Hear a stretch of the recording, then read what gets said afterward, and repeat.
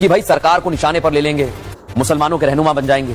और बीजेपी सरकार जो भी फैसला लेती है उस पर ये मुसलमानों का विक्टिम कार्ड खेलते हैं और घेरते हैं। अब एक और नया विवाद सुर्खियां बटोर रहा है दर्शकों। असद उद्दीन ओवैसी ने एक बार फिर ऐसा ही कुछ कर दिया है। ओवैसी ने फिर दो ऐसे कानूनों पर बीजेपी सरकार को घेरा जो इस सरकार में तमाम लड़ाई के बाद लागू होने वाले हैं या फिर हो गए। ये कौन से कानून है आइए दिखाता हूं आपको। पहला तो आपको याद है ना, उत्तराखंड में यूसीसी लागू हो गया है और इस बिल पर असद उद्दीन ओवैसी कह रहे हैं कि कानून जो यूसीसी बना है वो देश को कमजोर करेगा।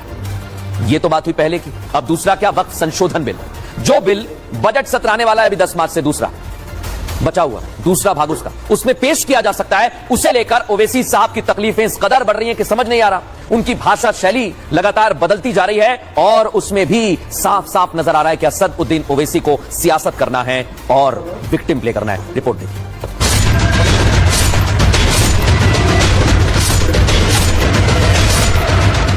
संपत्तियों पर हुए अवैध कब्जे को हटाने और वक्फ को असीमित ताकतों पर लगाम लगाने के लिए केंद्र सरकार वक्फ संशोधन बिल लाई, लेकिन विपक्ष के विरोध और मुस्लिम संगठनों की मांग पर इसे जेपीसी में भेज दिया गया। जेपीसी में विपक्ष के कई नेताओं को सदस्य बनाया गया और पूरे देश में संशोधन बिल को लेकर मुस्लिम संगठनों, मौलानाओं और समाज के सम्मानित लोगों की राय और विचार लिए गए। अब बजट सत्र के दूसरे चरण यानी कि 10 मार्च से 4 अप्रैल के बीच वक्फ संशोधन बिल संसद में पेश हो सकता है।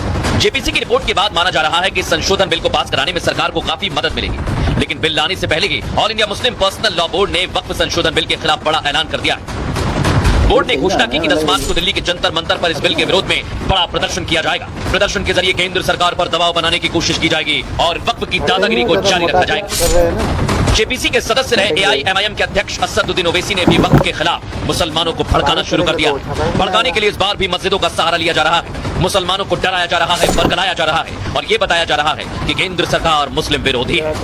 कैबिनेट में अब नया बिल लाएंगे। मैं फिर से कह रहा हूं, नरेंद्र मोदी की सरकार सिर्फ मुसलमानों से नफरत की बुनियाद पर वक्फ का कानून बनाने के लिए बिल को ला रही है।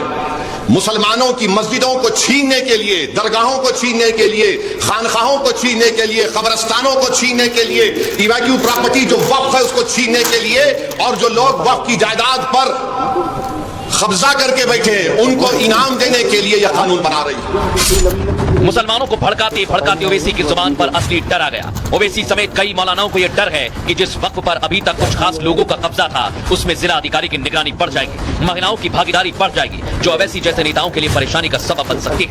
कलेक्टर को इतना पावर दे देंगे, कलेक्टर ये डिसाइड करेगा, फैसला करेगा कि वक्फ प्रॉपर्टी या नहीं। लॉ ऑफ जूरिस्प्रूडेंस में ये सिखाया जाता है कानून के हासिल करने वालों के कि कोई भी अपने फैसले में जज नहीं हो सकता। कलेक्टर फरीक है, कलेक्टर फैसला करेगा तो प्रिंसिपल्स ऑफ नेचुरल जस्टिस के खिलाफ है ये। अगर कलेक्टर पार्लियामेंट की सामने की मस्जिद कहेगा कि गवर्नमेंट प्रॉपर्टी है, वक्फ बोर्ड दिल्ली को कहेगा म्यूटेशन करो, ये वो गवर्नमेंट प्रॉपर्टी है, किस्सा खत्म। पूरा नोटिस लगा देंगे दिस इज गवर्नमेंट प्रॉपर्टी है, गवर्नमेंट की प्रॉपर्टी है। वो 123 प्रॉपर्टीज में, वो भी मस्जिद भी उसमें आती है।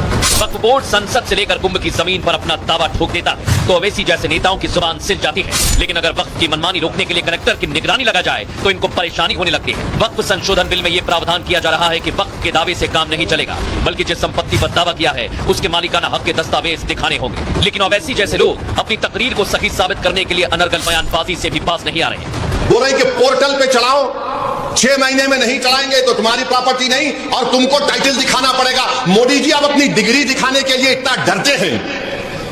आपकी डिग्री दिखाने के लिए दिल्ली हाई कोर्ट को जाकर गवर्नमेंट का वकील बोलता है हम खाली कोर्ट को दिखाएंगे, मेरे को नहीं दिखाएंगे। मेरा वक्फ यूजर आप छीन रहे हैं, अपनी डिग्री को भारत की जनता के सामने नहीं रख रहे। अरे कैसे फकीर आप हैं। विपक्ष और ओवैसी को सिर्फ वक्फ संशोधन बिल की नहीं, उत्तराखंड में लागू होने जा रहे यूनिफॉर्म सिविल कोड से भी परेशानी है। लव जिहाद पर लगाम लगाने के लिए यूसीसी लाए जाने से ओवैसी इतने खफा हैं कि मध्य प्रदेश के लव जिहाद की वकालत करने लगे। और आप लव जिहाद के नाम पर कानून बना रहे हैं। भारत में यूसीसी है, क्या है? Special marriage act, Indian succession act, ये एक्ट है। यहां पर इंडियन अडॉप्शन एक्ट है, यूसीसी है ये। आप बोल रहे नहीं। मध्य प्रदेश में मुसलमान एक हिंदू बच्ची को लेकर शादी करने गया, उसका जमीर बोला शादी करना चाह रहा, गया उन्हें पीट पीट के मारे बच्चे को, कपड़े फाड़ दिए उसके। ये यूसीसी होगा। ओवैसी उस वक्त बोर्ड और शरिया कानून की वकालत तक कर रहे हैं जिसे कांग्रेस सरकार ने वोट बैंक की राजनीति के लिए मजबूती दी। संविधान की धाराओं में अपने हिसाब से बदलाव तक कर दिया, वक्त को इतना बड़ा बना दिया कि आज वो निरंकुश हो गया। केंद्र सरकार संवैधानिक तरीके से संसद के जरिए संशोधन बिल ला रही है, तो विपक्ष समेत तुष्टीकरण का चोला ओढ़ने वालों का परेशान होना लाजमी है।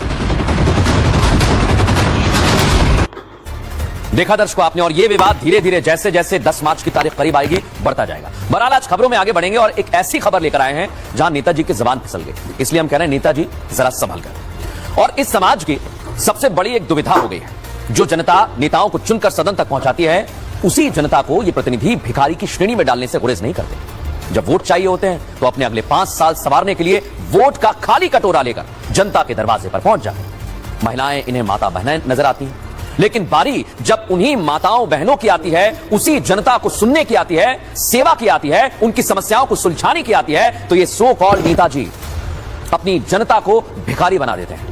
भीख